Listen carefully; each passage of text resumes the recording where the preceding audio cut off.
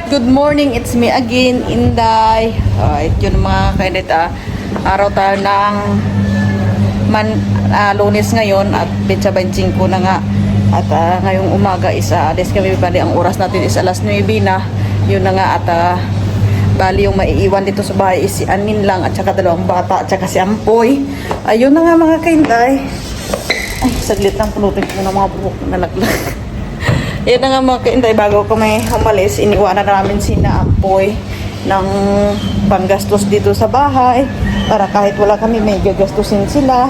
Ganyan ang pambili ng ulam, pambili ng ganito, pambili ng ganyan, o diba? At yun na nga mga kainday, hindi na kami hihatid ni Ampoy kasi nga, bali, may tinawagan akong taxi mga kainday na ihatid kami doon. Ayan. Kasi kawawa yung mga sasakyan ba? Hindi naman as in na malayo yung airport mga ganyan. Mga 30 minutes siguro ando na kami. Walang kasama dito yung mga bata sa bahay. Kaya dito na si Ampoy. Ayan. At bali ngayon is maaga kami pupunta ng airport kasi kailangan is 2 hours naghihintay doon bago yung flight mo. Ganun. At yun si Samson, di pa siya nakababa. Andun pa siya sa taas. Dada pa siya ng dada. Kaya bumaba na ako. Alright. Yan. At bago is magpapaalam muna ako sa aking anak. Anak na si... Hi guys! Hi guys! Ay, Willy, kiss si mama. I love you. I love you. Ay, boy pa.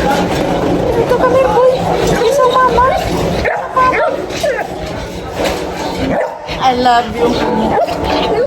Hindi namin pagkawalan mga kila kasi yung gate ni yan. Alis muna sa mama. Papapoy muna para sa'yo ha. Oo. Papapoy muna ha. I love you. I love you. Yun na nga mga kainday at yes. Ay delivery. Magkano kuya? 978, no? 978. Delivery ng Samsung saglit. 978. Nakuha ko na tong parcel. Yan, parcel na naman. Ang aga-aga pa pero ang init na ba? Wala kaming dala kay ate. Bali, nagpaluto ako ng pansit doon kay Ampoy. Kasi nung pumunta si na ate dito, nasarapan sila sa... Excuse me, sa luto ni Ampoy. Ayun. Kaya pansit lang yung pasalubong ko kay ate. Kisa na mama be. Hindi ka magpasaway ha. Pungso mo lagi buhok mo. Hindi ka magpasaway ha. Kaya dapat king kuha mo to. Pungso mo to buhok mo. Ha? Hindi ka magpasaway ha. Love you. Yeah. Okay. Tapos tulungan mo si Tita Anin ha. Ha? Oh, very good lang. Hintayin ko lang si Samsung at yung taxi mga kainday at mamaya is aalis na kami. Right, yung mga kainday, andito na si Samsung sa baba. Ayan. Ayan na si Ampoy. Kinuha yung aming luggage. Ingat kayo dito ha. Ingat. Sa kotse. Maalis kayo. Okay. Tapos yan ang pansit ko pa sa lubong kay ate. Oh. Si Ampoy nagluto niyan. Yan. Diba? Ayaw ni Samson bumitbit kasi daw, bawal daw sa eroplano. Ako nung pumunta ako, bumitbit din ako. Si mama nung pumunta mga kainday sa sa Maynila, oh, di ba? Bitbit din siya ng mga tuyo. Ayaw niyang bumitbit, parang siya bibitbit eh.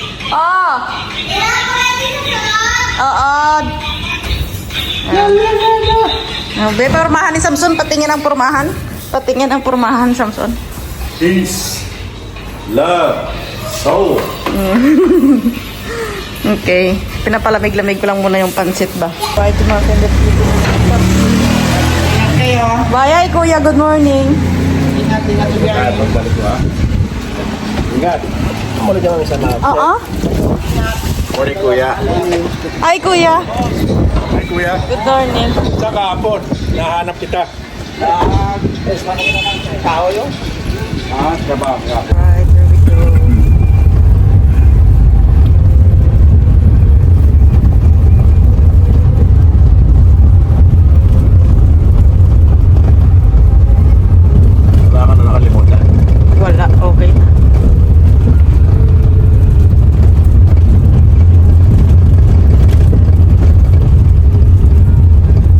go. Dito na kami ni Samson sa airport.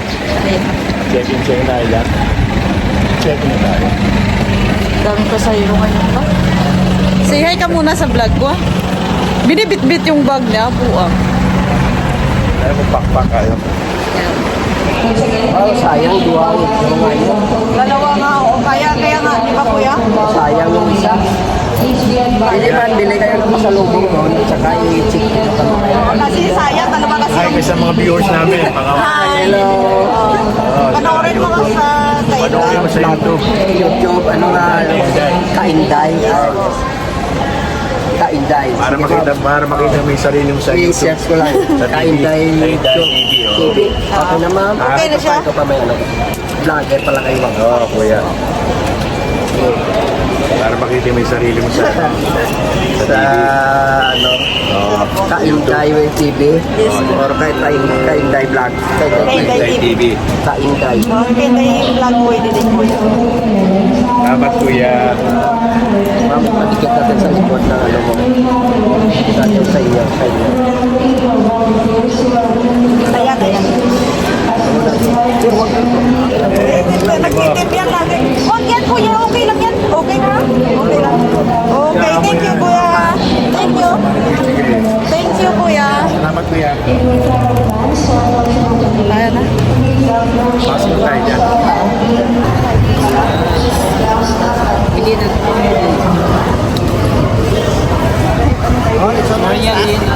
Kuya, mag-hi ka sa viewers namin. Kainday TV. Hello. Vlogger pala ka. Oo. Makikita nyo ang sarili sa YouTube. Mga pogi, mga ano. Sana yung asawa ko sa ano. Vlog. Oo. Mga namin sa inyo page.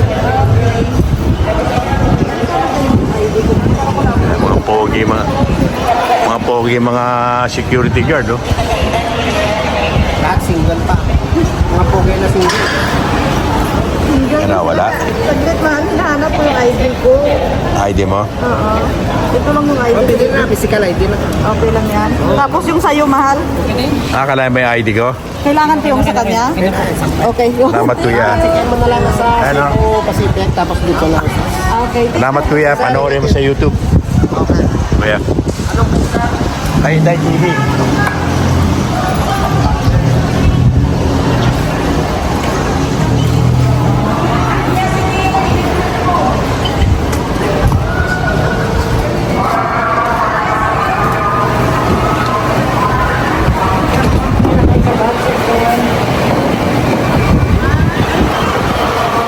May mga dalang pagkain pala, oh.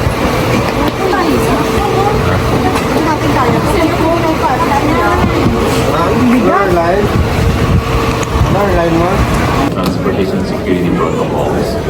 Everyone is encouraged to report or notify our airport police and other airport security any suspicious persons or activity including unattended baggages.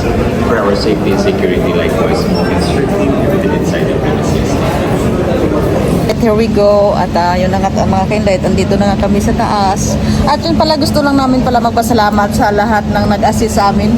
Diba ang babait? Kasi si Samson kasi pala kaibigan kasi yan. Lalo na si kuya, yung taxi driver. Oo. Pala kaibigan kasi si Samson. Kaya mabait yung mga taong nag-assist kami. Oo, kaya mabait ako sa Tsaka yung dito, si kuya rin, yung Yung nag-assist doon kanina sa baba. Ayun. nag-assist sa ticket. Oo. Kunti ng pasahero dito. Lagi, Kunti so, na yung tao. hindi na tayo ngayon. Kayo ng aeroplano. Bali, mag-aalas 10 pa lang mga kainday. Ilang oras pa kami magtatambay muna dito bago kami makasakay kasi alas 12 pa yung flight namin. Alas 10 pa lang. Tambay muna kami dito. Dito na kami magla-lunch. Diba? At least importante yan. Dito na tayong maaga kumpara sa delay tayo mahal. Hindi pa kayo tingin sa natin. Pero Pacific yan. Dito ang flight natin. Happy si Samson kasi nakalaya ba? Happy ka mahal? Happy. Okay. Medyo matagal-tagal yung aming flight. Tapos, hindi kami nakakain ng almusal mahal, no? Siya kasi nag-ano lang siya, kinain mo kanina umaga? Nagkape, at saka tinapay lang siya. Kaya ginutom siya, ayan. Bumili kami ng siopaw dito. Tigisa kami. importante lang naman kasi busog tayo, busog, di ba? Siopaw na yung laman is pork. Mainit. O painit pa. Yung painit mo siya. Ano, painit mo. At hindi pa siya mainit, sabihin mo. Hindi mainit.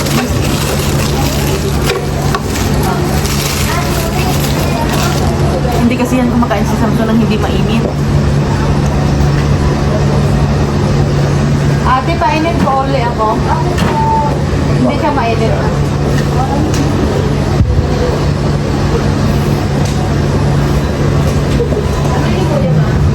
Sa kanin, pwede siyang kumain ng malamig. Pero pagdating sa ulam, mga kainday, o di kaya mga street foods, gusto niya talaga mainit. Kasi sabi niya, masarap yung pagkain pag mainit. Di ba, mahal?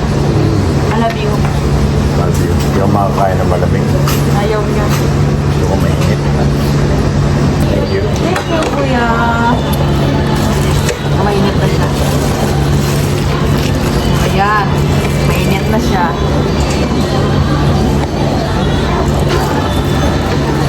Diba? Hindi mainit na masarap na, no? Kain tayo.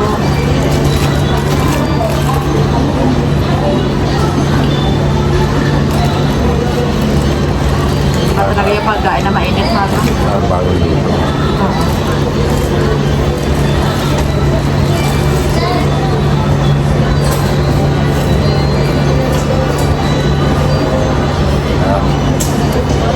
Parang bago gawa, di ba?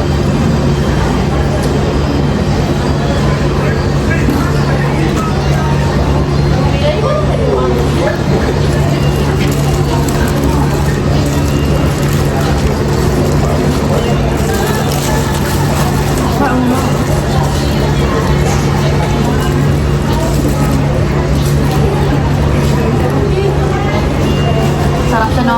Pag mainit, no? Pork.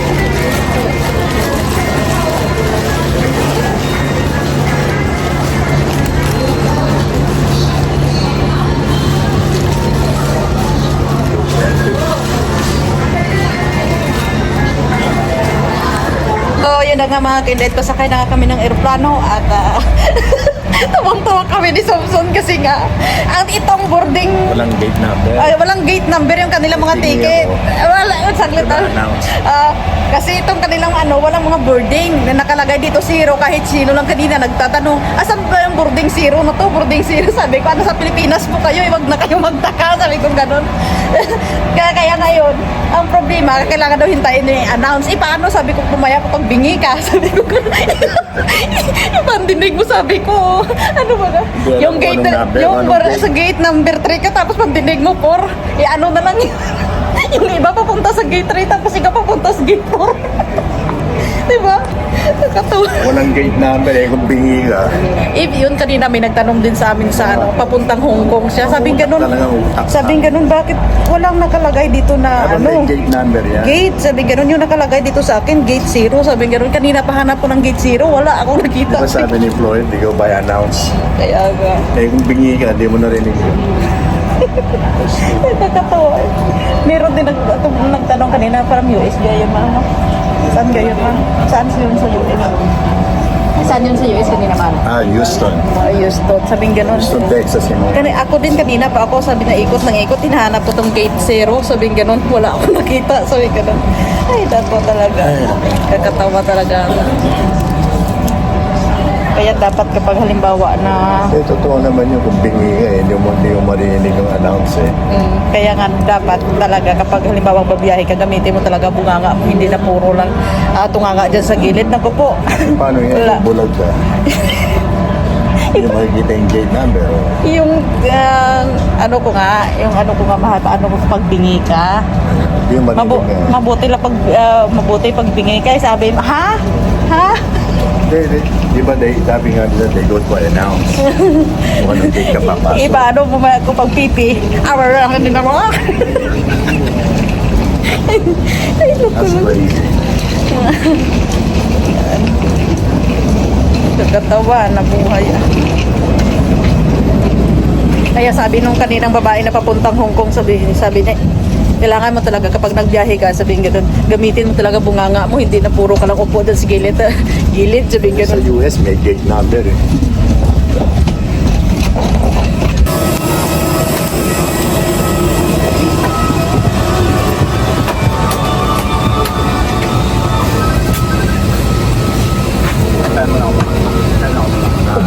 towards Cebu Pacific. Make first moments happen. May we request all guests to stow your hand luggage properly under the seat or in the storage bins above you. If you are seated next to an emergency exit, read carefully the passenger briefing card located by your seat. If you do not wish to perform the functions described in case of emergency, sa mga panahon sa exit rows, Dulong-dulo kami kasi yung ano namin is seat 20. Dulong-dulo tayo tapos ano nga? Lapit na, magandang nga yan eh.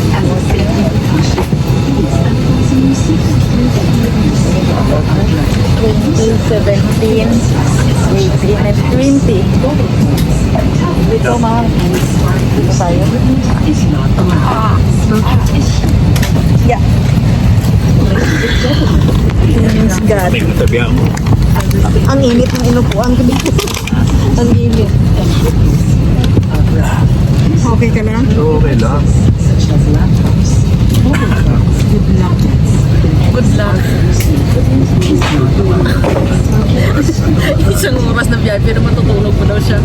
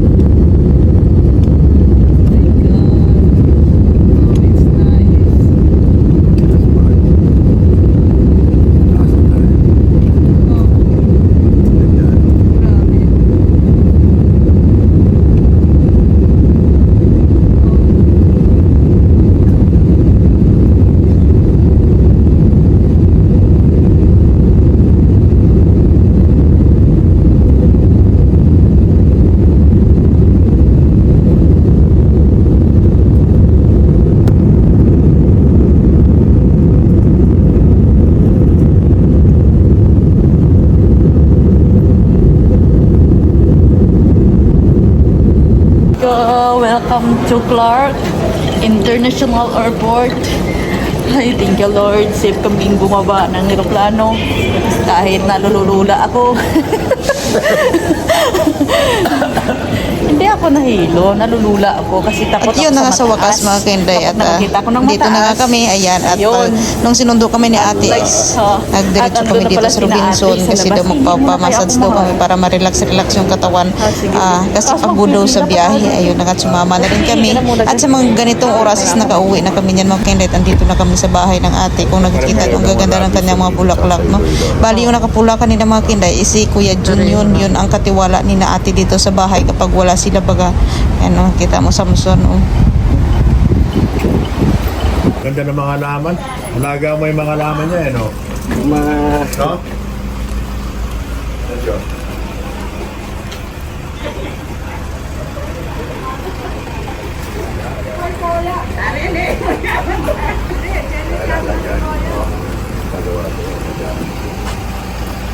Here we go. Yun at ang oras pa natin mga kaindes. Alas 4 na nga. At yun, medyo pagod ikaw mahal. Pagod ka ga. At masarap sa pakiramdam mahal, no? Nakapagpamassage tayo, no? Na-relax. Pamasahe, shopping, grocery shopping, Oo. kumain. Oo. Pagod na. Yun. May pagkaiba dito sa Pampanga. Tahimik, fresh air.